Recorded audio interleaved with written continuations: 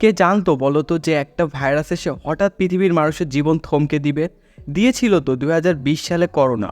ভবিষ্যতের পৃথিবীর এমন এক ধরনের রোগ দেখা দিল যেখানে মানুষ ফাঁকা জায়গায় বেরোতে পারছিল না। হ্যাঁ, ঠিক শুনেছ, মানুষ যদি ফাঁকা জায়গায় বেরোতো তাহলে মানুষের নাক দিয়ে রক্ত বেরিয়ে সেই মানুষটা সেখানেই মারা যেত। পুরো পৃথিবী আবার থমকে গেল।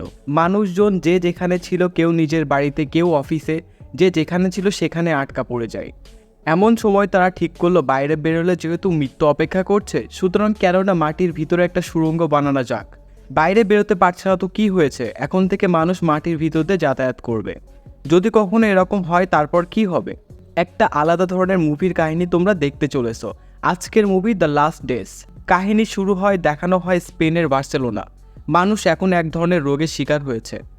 এটা এমন একটা রোগ যখন তখন মানুষ খোলা জায়গায় থাকতে ভয় পায়, এবং মানুষের মধ্যে এই ভয় এতটাই বেড়ে গেছে যে তারা বাইরেই বেরোলে প্রচণ্ড ঘাবড়ে যায়, এবং এতটাই বেশি ঘাবড়ে যায় যে এক নিমিষেই তাদের মৃত্যু ঘটে যায়। শুনতে একটু অদ্ভুত হলেও এরকম রোগ আছে। এই রোগটার নাম হলো আগোরাফোবিয়া। সুতরাং এখন যতজন মানুষ পৃথিবীতে বেঁচে আছে তারা নিজেদের বন্দি করে নিয়েছে।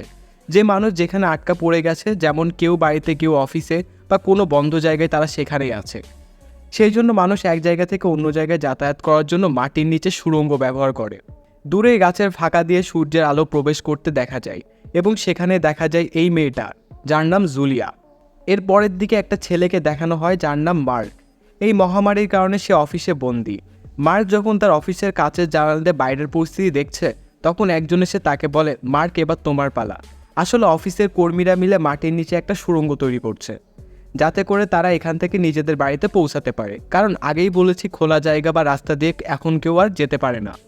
এবং এই সুড়ঙ্গ তৈরি করার কাজের জন্য এক একজন এক একদিন সুড়ঙ্গ খোদাই করে। এই সুড়ঙ্গ খোদাই কাজে মার্কের যোগদান করার আরেকটা কারণ আছে, তার গার্লফ্রেন্ড জুলিয়াকে খোঁজা। সুড়ঙ্গ খুঁড়তে খুঁড়তে তারা অবশেষে একটি মেট্রো রেলের সুড়ঙ্গের সাথে যুক্ত হয়ে যায়। মার্ক দিন শেষে যখন তার খাবার নেওয়ার জন্য অফিসের লাইনে দাঁড়িয়ে থাকে, এই ব্যক্তি সেখানে আসে। এর নাম হলো অ্যান্ডিক। মার্কের অতীতের স্মৃতি থেকে জানা যায় অ্যান্ডিক হলো তার অফিসের একজন বস, যার সাথে মার্কের সেরকম একটা সম্পর্কও ছিল না। এদিকে যেহেতু সুড়ঙ্গের মধ্য দিয়ে মানুষ এখন যাতায়াত করে, সুতরাং তাদের কাছে একটা জিপিএস থাকা দরকার, যেমন আমাদের মোবাইলে থাকে। আমরা ম্যাপ দেখে যে কোনো জায়গায় যেতে পারি। অ্যান্ডির কাছে জিপিএসটা থাকায় মার্ক তার কাছে সাহায্য চায়। অ্যান্ডিক প্রথমে জিপিএসটা দিতে রাজি না হলেও তারপর সে মার্কের সাথে একটা ডিল করে। ডিল অনুযায়ী অ্যান্ডিক মার্কে তার গার্লফ্রেন্ড জুলিয়ার কাছে নিয়ে যাবে, এবং তারপর মার্ক সাহায্য করবে অ্যান্ডিককে নিজের ভিলায় যেতে। তারা সবাই মেট্রো রেলের সুড়ঙ্গ দিয়ে হাঁটতে হাঁটতে একটা স্টেশনে এসে পৌঁছায়, যেখানে অনেক লোকজন দিয়ে ভর্তি। এই লোকের ভিড়ে একটা ছোট্ট ছেলে অ্যান্ডিকে জিপিএস রাখা ব্যাগটা ছিনতাই করে পালিয়ে যায়। ছেলেটাকে তাড়া করে মার্ক আর অ্যান্ডিক তাদের আড্ডায় পৌঁছায়। সেই লোকেরা তাদেরকে ধরে ফেলে, কিন্তু তখনই সেই এরিয়ার কারেন্ট চলে যায়, এবং এই পরিস্থিতির সুযোগ নিয়ে অ্যান্ডিক মার্কের জিপিএসটা নিতে বলে, আর সেই দলের লিডারের কাছ থেকে বন্দুক কিনে নিয়ে তাকেই গুলি করে মেরে ফেলে। দলের আরেকজনকে এভাবে তারা আহত করে এবং সেখান থেকে পালিয়ে যায়। অ্যান্ডিকের কাছে বন্দুক থাকায় মার্ক ভাবে হয়তো অ্যান্ডিক বিশ্বাসঘাতকতা করতে পারে, কিন্তু দেখা যায় অ্যান্ডিক তা করে না। এরপর মার্কের আরেকটা ফ্ল্যাশব্যাকে দেখানো হয়, সে তার প্রতিবেশী একটা লোকের ঘরে ঢোকে, এবং সেখানে সে দেখতে পায় অনেক দিনের জমানো নোংরা। তার সাথে কথা বলে সে বুঝতে পারে সেও এই একই রোগের শিকার হয়েছে, তাই সেও অনেক মাস ধরে ঘর থেকে বের হয় না। যাই হোক, ঘুম থেকে জেগে উঠে মার্ক আর অ্যান্ডিক তাদের সুড়ঙ্গ ধরে হাঁটতে থাকে। তখন মার্ক অ্যান্ডিককে জিজ্ঞাসা করে, তুমি তোমার বাড়িতে কেন যেতে চাইছো? অ্যান্ডিক কিছু বলে না। দেখা যায় অ্যান্ডিকে একটা প্লাস্টিকের প্যাকেটে বিভিন্ন ধরনের গাছের বীজ জমিয়ে রেখেছে ভবিষ্যতের জন্য। সুড়ঙ্গ দিয়ে চলতে চলতে তারা একটি ড্রেনের মুখোমুখি এসে পৌঁছায়, যার মধ্য দিয়ে তারা মার্কের বিল্ডিংয়ের নিচের নর্দমা লাইনটাতে পৌঁছে যায়। সেখানে আন্দাজ করে ঠিক বিল্ডিংয়ের উপরের নিচে একটা ছোট গ্যাস সিলিন্ডার লাগিয়ে তাতে গুলি করে বিস্ফোরণ ঘটিয়ে বিল্ডিংয়ে ঢোকার প্ল্যান করে। অ্যান্ডির হাতে ব্যথা পাওয়ায় সে প্রথমবার মিস করে যায়। মার্ক প্রথম চেষ্টায় ব্যর্থ হয়। তীব্র আওয়াজের কারণে তার কান দিয়ে রক্ত বেরোতে থাকে, কিন্তু দ্বিতীয় চেষ্টায় তারা সফল হয়। বিল্ডিংয়ে ঢুকে নিজের ঘরে গিয়ে মার্ক দেখে সেখানে জুলিয়া নাই, বরং একটা অন্য পরিবার আশ্রয় নিয়েছে। তাদের থেকে জানা যায় তারা যখন এখানে আসে তখন বাড়িতে কেউ ছিল না, এবং সেই জন্য তারা এই বাড়িতে আশ্রয় নিয়েছে। তারা সবগুলো ঘর খুঁজে দেখে কোনো ক্লু পাওয়া যায় কিনা যে জুলিয়া কোথায় গেছে। এই সময় মার্ক একটা আল্ট্রাসোনোগ্রাফি রিপোর্ট খুঁজে পায়, এবং যেটা দেখে সে জানতে পারে যে তার প্রেমিকা জুলিয়া প্রেগনেন্ট। এই সময় অতীতের আরেকটা ঘটনা মনে পড়ে যায় মার্কের। একদিন জুলিয়া আর মার্ক বসে চারদিকের পরিস্থিতি খবর দেখছিল। এমন সময় তাদের মধ্যে ঝগড়া হয়, কারণ মার্ক চায় না যে এই পরিস্থিতিতে যেখানে মানুষ মারা যাচ্ছে, এত বড় মহামারী পৃথিবীতে এই সময় জুলিয়া কোনো বাচ্চার জন্ম দিক।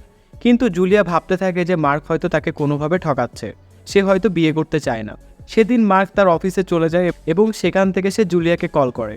জুলিয়া তার সাথে কথা বলে না। সে রাতের বেলা বাড়ি ফেরার জন্য যখনই বের হবে, হঠাৎ করে তার দম আটকে মাথা ঘুরে যায় এবং সে বুঝতে পারে সেও এই রোগে আক্রান্ত হয়ে পড়েছে এবং এর ফলে সে তাড়াতাড়ি অফিসের ভেতরে ঢুকে পড়ে। তারপর সে অফিস থেকে কিছুতেই জুলিয়াকে আর যোগাযোগ করতে পারেনি। এইসব যখন মার্ক ভাবছিল তখন সেখানে মুষলধারে বৃষ্টি নামে। মার্ক আর অ্যান্ডিক এক পর্দার সাহায্যে বৃষ্টির জল সংগ্রহ করে, কারণ অনেকদিন পর পৃথিবীতে বৃষ্টি নেমেছে। এতদিন পর জল পেয়ে সবাই খুশিতে আত্মহারা হয়ে পড়ে। এরপর তারা আবার যাত্রা শুরু করে এবং তাদের ডিল অনুযায়ী এবার অ্যান্ডিকের বাংলোতে যাওয়ার পালা তাদের। কিন্তু যেহেতু জুলিয়াকে খুঁজে পাওয়া যায়নি, তাই মার্ক জুলিয়ারই খোঁজ করতে চায়। অ্যান্ডিক বলে, তুমি জুলিয়াকে খুঁজতেই পারো, আমার কাছে এটা কোনো সমস্যা নয়, কিন্তু একবার ভেবে দেখো এই পরিস্থিতিতে সুড়ঙ্গের রাস্তায় তুমি জুলিয়াকে খুঁজবে কোথায়? আমরা কি পুরো বার্সেলোনা শহরটা ঘুরে দেখব? আর আমাদের মধ্যে ডিল হয়েছিল আমি তোমাকে তোমার বাড়ি অবধি পৌঁছে দেওয়ার জন্য সাহায্য করব, এবং তার পরিবর্তে তুমি আমার বাড়ি অবধি পৌঁছে দেওয়ার জন্য সাহায্য করবে। আমি আমার কথা রেখেছি, তুমি তোমার কথা রাখো। আর যদি তুমি একা যেতে চাও তাহলে তুমি জিপিএস এবং টর্চ ছাড়া একাই যাও। অ্যান্ডিক আরও বলে, এমনও তো হতে পারে জুলিয়া আর বেঁচে নেই, মারা গেছে। এই কথা শোনা মাত্রই মার্কের সঙ্গে অ্যান্ডিকের মারপিট লেগে যায়। এরপর জানা যায় যে আসলে অ্যান্ডিক তার বাবাকে খুঁজতে চায়। তার বাবা হাসপাতালে ভর্তি ছিল।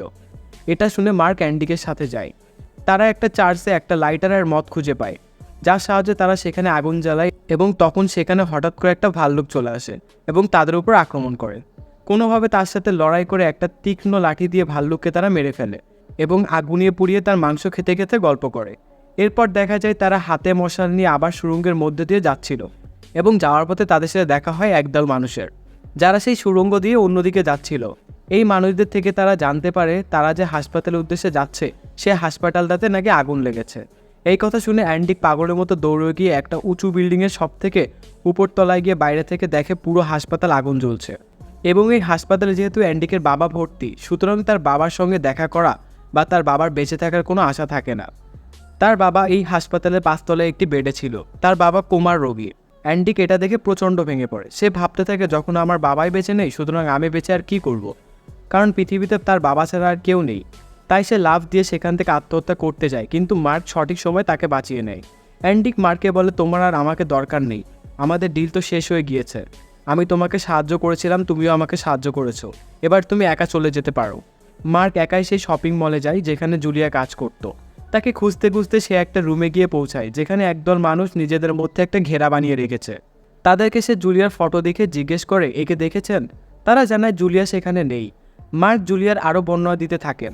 এই সময় দেখা যায় একদল মানুষ আশ্রয়ের জন্য সেই বিল্ডিংয়ের মধ্যে হামলা করে দিয়েছে।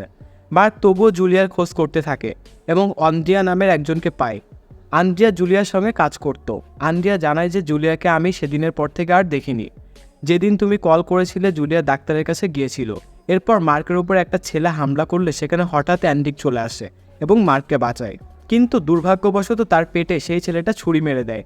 তারা সেখান থেকে বেরোতে সক্ষম হয়ে সুড়ঙ্গ দিয়ে এগিয়ে অন্য একটা বিল্ডিংয়ে পৌঁছায়, যার ঠিক সামনের বিল্ডিংয়ে রয়েছে জুলিয়া। কিন্তু সমস্যা হলো সেখানে যাওয়ার একমাত্র উপায় হলো বাইরে বেরিয়ে রাস্তা পার হয়ে সেখানে যাওয়া। কাচের জানালা দিয়ে সামনের বিল্ডিংয়ের একটা রুমে মার্ক জুলিয়াকে দেখতে পায়।